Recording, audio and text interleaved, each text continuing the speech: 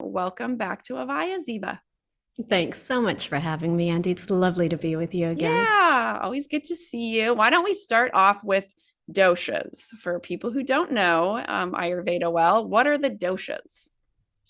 So, Ayurveda comes from the ancient Indian scriptures. It's over 5,000 years old, and it's actually a healing system and a preventative medicine system.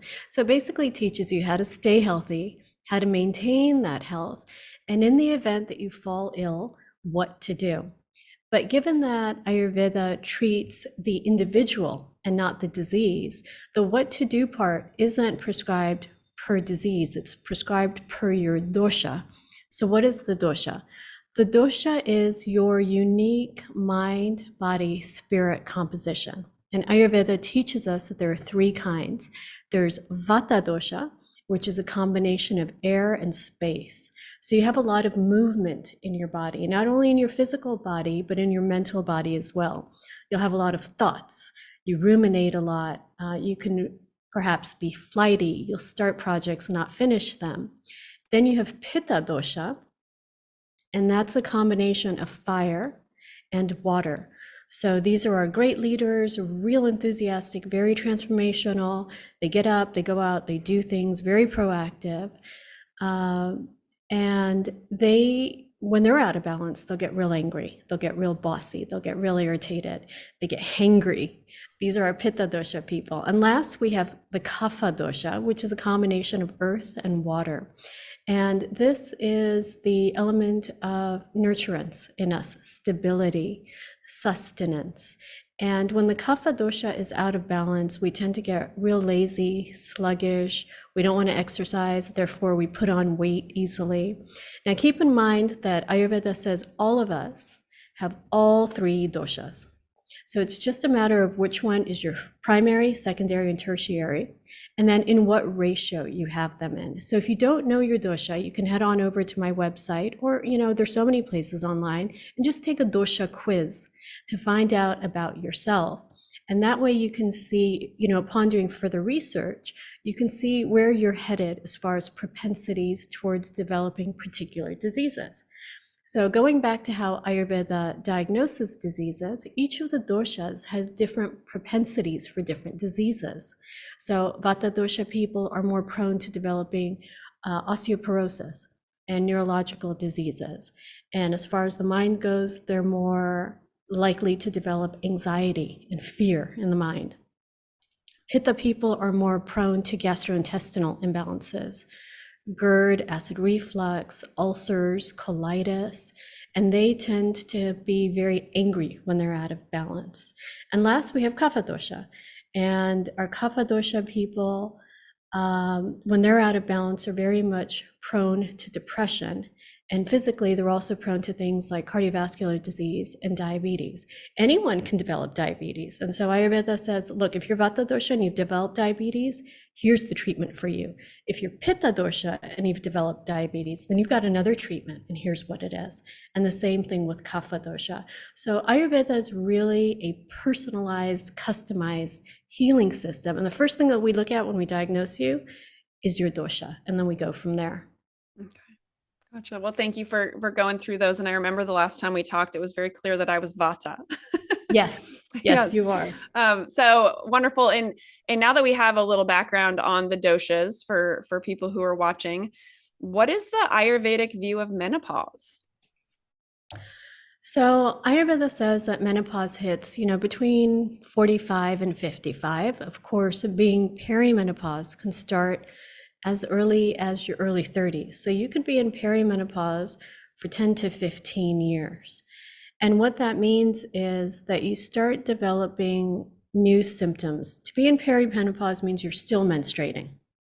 Maybe you're irregular now, maybe you're spotting in between your periods, but you still have some sort of cycle.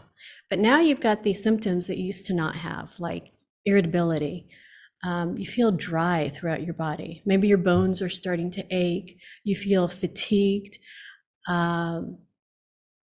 Maybe you're losing bone density as well. You're developing symptoms of insomnia, and those used to not be there. And those are kind of indications that you're in perimenopause. And so Ayurveda says that when we enter this period of menopause, it's actually a wonderful time of life. In the West, it's almost a mourning of sorts, right? It's like, oh no, now I can't have children anymore.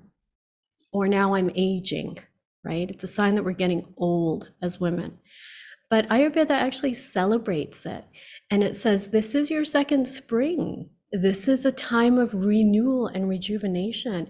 This is a time where, and a lot of ancient civilizations do this, Andy. It's not just inherent to Ayurveda, but if you look at ancient cultures like the Maori of New Zealand or the Mayan culture, or you look at the Iroquois Native Americans or the Cree women of Canada, they all have this sense of wise blood, like the blood in our womb is what creates life. It gives life, it's nurturing. And when we hit menopause, we stop menstruating. Therefore, all of that wisdom now stays within us, and we go from being able to giving this wise blood to our fetus to grow, to giving this wise blood to ourselves as we enter this period of wise womanhood. And we get to grow and rejuvenate spiritually and mentally and physically as well. We just have to change how we treat our physical bodies. But there's a sense of turning inward for reflection. And while we do that, at the same time, because we are advancing in years, we become, as menopausal women, the elders in that community, the wise elders, the spiritual healers. We become, in the cultures that I mentioned, they almost take on this shamanic quality about them, right? They're the wise grandmas, right, of the group. They have all the wisdom. And in cultures that are consanguineous, which means that you're living like 2-3 generations to a home, the grandma's now taking care of the grandkids and passing on her wisdom and helping that community, that tribe, that culture to survive. So postmenopausal women historically have been seen as the center of thriving, fruitful societies and cultures. These were not women who were no longer needed. They were not useless. They were not unhappy old cranky women who were cast aside or shunned in any way because they were no longer of childbearing ability, but rather they became the center and the heart of these cultures. And I think that's what we need to reinfuse into Western culture, is that sense that these women are not used and old and done with, but rather they need to be celebrated for all that they've learned and what they can contribute to us and future generations in our community at large, so that we can continue to survive. Mm-hmm.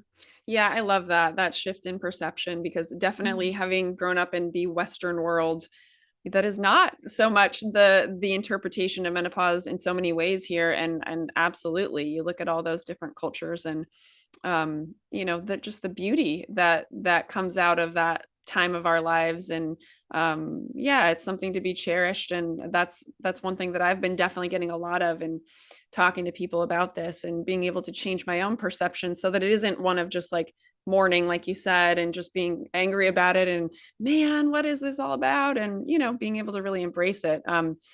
And let's talk about menopause as it relates to the doshas. So how does menopause affect the doshas? AVAIYA has changed my life.